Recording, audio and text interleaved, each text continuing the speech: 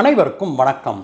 ரஷ்யாவிலிருந்து ஒரு அதிர்ச்சிகரமான செய்தி நம் காதுகளுக்கு எட்டியிருக்குது நண்பர்களே. அது என்ன அப்படின்னா, யெமன் நாட்டில் இருக்கிற ஹூத்தி தீவிரவாதிகள் இருக்காங்க இல்லையா, இந்த தீவிரவாதிகளை ரஷ்யாவுடைய இராணுவம் வேலைக்கு அமர்த்தி இருக்குது. அவங்கள ரஷ்யா கூட்டிட்டு போய் தங்களுடைய சார்பாக அங்க யுக்ரைனோடு போர் புரிவதற்கு இந்த ஹூத்தி தீவிரவாதிகளை, இஸ்லாமிய அடிப்படைவாத ஹூத்தி தீவிரவாதிகளை அழைச்சிட்டு போயிருக்குது ரஷ்யா அப்படிங்கிற அதிகாரப்பூர்வ செய்திகள் வெளிவந்திருக்குது. இது உலகம் முழுவதும் பெரும் அதிர்ச்சியை ஏற்படுத்தி இருக்குது. ஏற்கனவே வடகொரியாவிலிருந்து ஒரு 10,000 பேர் இந்த மாதிரி ரஷ்யாவில் போய் போரிடுறாங்க அப்படிங்கிற செய்தி வெளிவந்திருந்தது. அடுத்ததாக இப்பொழுது யெமனி ஹூத்தி தீவிரவாதிகள் ரஷ்யா போயிருப்பதாக செய்திகள் வெளிவந்திருக்குது. இந்த விஷயத்தை பற்றி தான் இன்னைக்கு விலாவாரியாக பார்க்க போறோம் நண்பர்களே. அதற்கு முன்பாக நீங்க இதுவரைக்கும் நம்மளுடைய சேனலுக்கு சப்ஸ்கிரைப் பண்ணாமல் பார்க்குறீங்கன்னாக்க நாம் போடுகிற வீடியோக்கள் உங்களை சேராது. யூடியூப் உங்களுக்கு நோட்டிஃபிகேஷன் அனுப்பாது நண்பர்களே. அதனால் நீங்கள் என்ன பண்ணுங்கள், கீழே இருக்கிற சப்ஸ்கிரைப் பட்டனை தட்டுங்க. சப்ஸ்கிரைப் பட்டனை தட்டிட்டு பக்கத்துலேயே அந்த பெல் மாதிரி ஒரு ஐக்கன் இருக்குது இல்லையா, அதை கிளிக் பண்ணிவிட்டு ஆல் கிளிக் பண்ணிங்கன்னா தான் நாம் போடுகிற வீடியோக்கள் உங்களைய உடனுக்குடனே சேரும். வாங்க நண்பர்களே, வீடியோக்கு போகலாம்.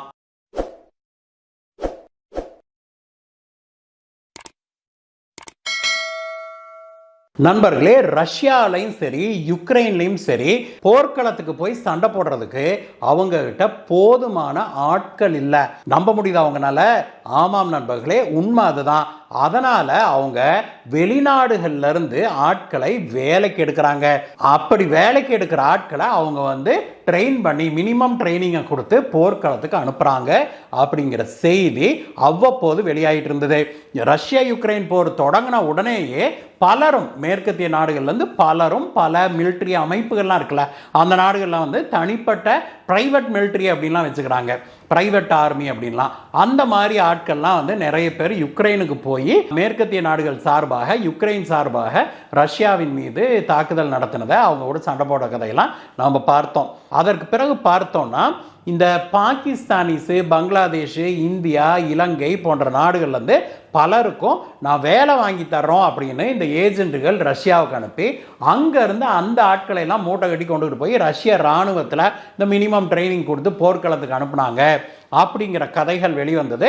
இந்த மாதிரி சில இந்தியர்கள் சிக்கிக்கிட்டாங்க, நாங்கள் தெரியாமல் போய் மாட்டிக்கிட்டோம் அப்படின்னு செய்திகள் வெளிவந்த உடனேயே நம்முடைய பாரத வெளியுறவுத்துறை அமைச்சர் ஆக்ஷனில் இறங்கினார். உடனடியாக களத்தில் இறங்கினவர் ரஷ்யாவோடு பேசி இந்தியர்கள் இப்படி ஏமாற்றப்பட்டோ தெரிந்தோ தெரியாமலோ பணம் நிறைய கிடைக்குங்கிற ஆசையிலையோ ரஷ்யாவுக்கு போயிடி இப்படி இராணுவத்துக்கு அனுப்பப்பட்ட இந்தியர்களை கண்டுபிடித்து எங்களுக்கு அனுப்புங்க திருப்பி அப்படின்னு சொல்லி ரஷ்யாவிடம் கேட்டுக்கொண்டாங்க. அதற்கேற்றார் போல ஒரு சில தினங்கள்லேயே ரஷ்ய அரசாங்கமும் இது போன்ற ஆட்களை கண்டறிந்து இந்தியாவுக்கு அனுப்பிட்டாங்க. ஒரு வழியாக நமக்கு அந்த பிரச்சனை முடிவுக்கு வந்தது. அதற்கு பிறகு பார்த்தோம்னா சில மாதங்களுக்கு முன்பு செய்தி வெளியானுச்சு. என்னன்னா, வடகொரியாவுடைய அதிபர் கிம் ஜாங் உன் இருக்கார் இல்லையா, அவர் ரஷ்யாவுக்கு தன்னுடைய படையை அனுப்புவதற்கு ஒப்புக்கொண்டார்னு. அதற்கு பிறகு அவர் 10,000 பேரை இராணுவத்தினர், வடகொரிய இராணுவத்தினர் 10,000 பேர்த்த ரஷ்யாவுக்கு போய் யுக்ரைனுக்கு எதிராக போரிடுவதற்காக அனுப்பியிருக்கிறாரு அப்படிங்கிற செய்தி வெளிவந்தது. அது மட்டும் இல்லை, வடகொரியா பல அதிநவீன ஏவுகணைகள், ராக்கெட்டுகள், மற்ற இராணுவ தளவாடங்கள்லாம் கொடுத்திருப்பதாகவும் தகவல் வெளிவந்தது. இப்பொழுது லேட்டஸ்டாக வெளிவந்திருக்கிற தகவல் என்ன அப்படின்னா, ரஷ்யா யெமன் நாடு இருக்குது இல்லையா, அந்த யெமன் நாட்டில் இருக்கிற ஹூத்தி தீவிரவாதிகள், அந்த ஹூத்திஸ்ங்கிறது ஒரு இஸ்லாமிய அடிப்படைவாத தீவிரவாத கும்பல். அந்த கும்பலுடைய பேக்கிங் யாருன்னா முழுக்க முழுக்க ஈரான் தான் கும்பலை உருவாக்கி வளர்த்தி விட்டுருக்கிறது. அந்த இஸ்லாமிய அடிப்படைவாத தீவிரவாத ஹூத்தி கும்பலை சேர்ந்த அந்த தீவிரவாதிகள் இருப்பாங்க இல்லையா, அந்த தீவிரவாதிகளை இப்பொழுது ரஷ்யாவுக்கு நூற்றுக்கணக்கில் யெமன் தீவிரவாத அமைப்பு, இந்த ஹூத்தி அமைப்பை அனுப்புவதாக செய்திகள் வெளியாகி இருக்குது. உங்க மனசுல இப்போ ஒரு கேள்வி எழுறது எனக்கு நல்லா தெரியும். அது சரிங்க சார், ஏன் ரஷ்யாவில் ஆட்கள் இருந்தால் சண்டை போட வேண்டியது தானே, இல்லை யுக்ரைனும் அதே மாதிரி அவங்க ஆளுகளை அனுப்பி சண்டை போட வேண்டியது தானே, ஏன் வெளிநாட்டிலேருந்து இப்படி எல்லாத்தையும் காசு கொடுத்து கூட்டிகிட்டு போகிறாங்க அப்படின்னு தானே கேட்குறீங்க. இதற்கு ஒரு மிக முக்கியமான காரணம் உண்டு நண்பர்களே. ஒன்று, ஆள் பற்றாக்குறை. அதை நம்ம ஏற்றுக்கணும். இருந்தாலும் கூட ஆட்களே இல்லையா, இளைஞர்களே இல்லையா, ஆண்களே இல்லையா பெண்கள்லாம் போரிடுறது இல்லையா அப்படின்னு நீங்கள் கேட்டிங்கன்னா இருக்கிறாங்க. ஆனால் இதற்கு ஒரு மிகப்பெரிய அரசியல் காரணமும் இருக்குது. இப்போது புட்டின் இருக்கிறார். புட்டின் வந்து இந்த போரை தொடங்கி அவர் தான் வந்து இந்த போரை நடத்திக்கிட்டும் வர்றாரு.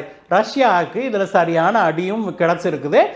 ரஷ்யா வந்து யுக்ரைனை சரியான வகையில் தாக்குதாருக்குன்னு தாக்கவும் செய்திருக்குது, ரஷ்யாவுக்கு அடியும் கிடச்சிருக்குது. ரெண்டு பக்கமும் பலத்த அடி பலத்த சேதம் தான், யாரும் இல்லைன்னு சொல்ல முடியாது. ரஷ்யாவை சேர்ந்த இராணுவ வீரர்களும் ஆயிரக்கணக்கில் செத்து மடிஞ்சிருக்கிறாங்க. அப்போ அந்த இடத்துக்கு யாரை கொண்டு வரீங்க? ரஷ்ய இராணுவத்தில் ஆட்கள் குறைய குறைய நீங்கள் வெளியில் பொதுமக்களிடமிருந்து நீங்கள் ஆட்களை எடுக்க வேணும். அந்த மாதிரி நீங்கள் எடுக்கும்போது விருப்பப்பட்டவங்க வர்றது வரைக்கும் பிரச்சனை இல்லை. அதுக்கு மேலே உங்களுக்கு ஆள் பற்றாக்குறை ஏற்பட்டால் நீங்கள் வந்து ரஷ்ய அதிபர் வந்து அந்த உள்ளூர் ஆட்களை, இளைஞர்களை புடி இவங்களை கூட்டியா அப்படின்னு ஃபோர்ஸ் பண்ண ஆரம்பித்தா அவங்களுக்கு அரசியல் ரீதியில் இது மிகப்பெரிய பிரச்சனையாக மாறும் இல்லையா? நாட்டுக்குள்ள ஒரு பெரும் பிரளயமே ஏற்படும். எல்லா ஆண்களையும் இளைஞர்களையும் போர் கூட்டிட்டு போனா அது நாட்டுக்குள்ள எவ்வளவு பெரிய பிரச்சனையை ஏற்படுத்தும், ஏன் ஒரு பெரும் பிரளயத்தையே ஏற்படுத்தும் அப்படிங்கிறத நான் சொல்லி உங்களுக்கு தெரிய வேண்டியதில்லை. இதை தவிர்ப்பதற்காகத்தான் போர் நடக்கணும், ஆனால் தன்னுடைய மக்களை நாம் வந்து பாதுகாப்பாக வச்சுக்கணும். ஏன்னா நான் இல்லைன்னா நாளைக்கு அவங்க நமக்கு ஓட்டு போட மாட்டாங்கல்ல. ஸோ இந்த பிரச்சனைக்காக யுக்ரைனும் சரி ரஷ்யாவும் சரி என்ன விஷயத்தை கையாளுறாங்கன்னா, வேற வெளிநாடுகள்லேருந்து நம்ம ஆட்களை கூட்டிகிட்டு வருவோம் அப்படின்னு. இதற்கு இந்தியாவிலிருந்து போனவங்களெல்லாம் நம்ம ஏமாற்றி கூட்டிகிட்டு போனாங்க அப்படின்னு சொல்லி சொல்கிறாங்க, ரைட்டா? ஆனால் வடகொரியாவிலிருந்து அந்த நாட்டு அரசாங்கமே அனுப்பியிருக்குது. அதே போல இப்ப யெமென்ல பாத்தீங்கன்னா என்ன கொடுமைனா, இந்த ஹூத்தி தீவிரவாதிகளே வந்து பயங்கரமான தீவிரவாதிகள். அவங்க சொல்லும் போதே தெரியுதுல, தீவிரவாதி, இஸ்லாமிய அடிப்படை தீவிரவாதிகள்.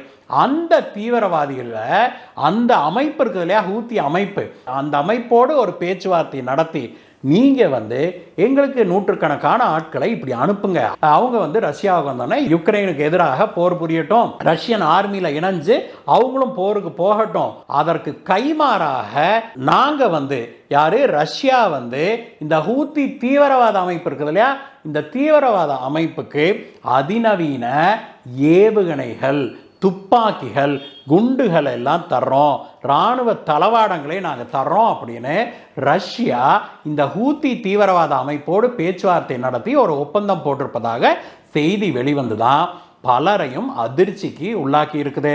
ஏன் அப்படின்னா, உங்களுக்கு நினைவு இருக்கும் நண்பர்களே, இந்த ஹூத்தி தீவிரவாதிகள் என்ன பண்றாங்க, செங்கடல்ல ரெட் சீல வந்து தான் சூயஸ் கனாலுக்கு போகணும். யூரோப்ல இருந்து வர்ற கப்பல்கள் எல்லாம் அந்த ரெட் சி வழியாக வருகிற கப்பல்களை இவங்க அந்த கப்பல்களை தாக்கி அந்த கப்பல்களை பிடிச்சுக்கிட்டு போறதையும் அல்லது அழிக்கிறதையும் நாம தொடர்ந்து செய்திகளில் பார்த்துக்கிட்டு வர்றோம்.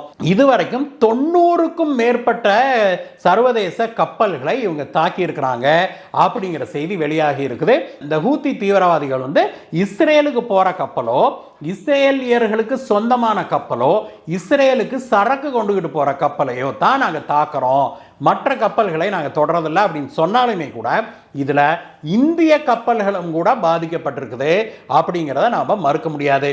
இப்படிப்பட்ட கொடூரமான தீவிரவாதிகளுக்கு ரஷ்யா ஆர்ம்ஸ் சப்ளை பண்ணிட்டு மேலும் ஏவுகணைகளை, ராக்கெட்டுகளை, குண்டுகளை எல்லாம் கொடுத்து விட்டு அதுக்கு எக்ஸ்சேஞ்சாக, அதுக்கு மாற்றாக இப்படி ஹூத்தி தீவிரவாதிகளை வாங்கிட்டு போறத யாராலையுமே ஏற்றுக்கொள்ள முடியவில்லை அப்படிங்கிறதா உண்மை. அதே சமயத்தில் இந்த ஹூத்தி தீவிரவாதிகள் இருக்காங்க இல்லையா, அந்த அமைப்பு வாயை திறக்கல. அந்த தீவிரவாதிகள் சிலர் வந்து தாங்க வந்து இப்போ இந்தியாவிலிருந்து போனவங்கலாம், ஐயோ எங்களை காப்பாற்றுங்க, எங்களை நாங்கள் தெரியாமல் வந்துட்டோம், எங்களுக்கு பணம் கொடுக்குறேன்னு ஆசை காமிச்சாங்க, அதனால நாங்கள் வந்துட்டோம், வேலை கொடுக்குறேன்னு சொன்னாங்க, நாங்கள் வந்துட்டோம், ஏமாந்துட்டோம் அப்படின்னு சொன்னதுனால நாம் போய் காப்பாற்றணும் இல்லையா. அதே போல் இந்த ஹூத்தி தீவிரவாதிகள் பலரும் அங்கே போய் சிக்கிக்கிட்டவங்க. ரஷ்யாவிலிருந்து வீடியோக்களையும் செய்திகளையும் தங்களுடைய குடும்பத்தாருக்கும் மற்றவங்களுக்கும் அனுப்பியிருக்காங்க. அப்படிப்பட்ட செய்திகளில் சிலர் என்ன சொல்கிறாங்கன்னா, எங்களுக்கு வந்து ரஷ்யாவுக்கு போய் ரஷ்யாவில் ஒரு நல்ல வேலை கொடுப்பதாக சொன்னாங்க, வேலையும் கொடுத்து ரஷ்யாவுடைய பிரஜா உரிமை சிட்டிசன்ஷிப்பையும் கொடுக்குறேன்னு சொன்னாங்க, அதை நம்பித்தான் நாங்கள் வந்தோம், வந்து இறங்கின உடனே எங்களை பிடிச்சி கொண்டு போய் இராணுவத்தில் விட்டுட்டாங்க அப்படின்னு அப்படின்னு சொல்லி இந்த ரஷ்ய ஆர்மியில சேர்ந்திருக்கிற சில தீவிரவாதிகள் சொல்லியிருக்கிறாங்க. ஆனால் நமக்கு வருகிற செய்திகள் என்னன்னா, ஒரு சிலர் இந்த மாதிரி ஏமாந்துருக்கலாம். ஆனால் ஹூத்தி தீவிரவாத அமைப்பு ஒரு எக்ஸ்சேஞ்சில் தான் இதை கொடுத்துருக்குது அப்படிங்கிறதா. இது எந்த அளவுக்கு ஒரு ஆபத்தான ஒரு விஷயம் அப்படிங்கிறத ரஷ்ய அதிபர் புட்டின் உணர்ந்து தான் செய்யறாரா, இல்ல என்ன ஆனாலும் சரி போர்ல ஜெயிப்பதற்கு எதை வேணாலும் செய்யலாம், everything is fair in love and war அப்படிங்கிறாங்கல்ல, அந்த மாதிரி போர்ல எதை செய்தாலும் அது சரிதான் அப்படிங்கிற ஒரு நிலைப்பாட்டுக்கு அவர் வந்து விட்டாரா, எதையேனும் செய்து போரை ஜெயிக்கணும், ஜெயிக்கிறது மட்டும்தான் குறிக்கோள், அதை நாம் அடைகிற வழியை பற்றி எங்களுக்கு கவலை இல்லை அப்படிங்கிற ஒரு முடிவுக்கு வந்துட்டாரா அப்படின்னு நம்மை போன்றவர்களை யோசிக்க வைக்கிறது நண்பர்களே. எது எப்படி இருந்தாலும் ஒரு தீவிரவாத அமைப்போடு இப்படி ஒரு ஒப்பந்தத்தை ரஷ்யா போட்டிருக்கோம் அப்படின்னா அதற்கு நாம கடுமையான கண்டனத்தை தெரிவித்துக் கொள்கிறோம் நண்பர்களே. எக்காரணம் கொண்டும் உலகத்தில் யாரும் தீவிரவாதத்தை ஊக்குவிக்க கூடாது அப்படிங்கிறதான் நம்முடைய பார்வையாக இருக்குது, நம்முடைய அவாவாக இருக்குது. இந்த வீடியோவை பற்றிய உங்களுடைய கருத்துக்களை சொல்லுங்கள் நண்பர்களே. ரஷ்யா இப்படி இஸ்லாமிய ஹூத்தி தீவிரவாதிகளை ஊக்குவிப்பது சரியா அப்படிங்கிறத பற்றி உங்களுடைய கருத்து என்ன சொல்லுங்கள் நண்பர்களே. மீண்டும் உங்களை வேறொரு வீடியோ சந்திக்கிறேன் கைஸ். Bye bye.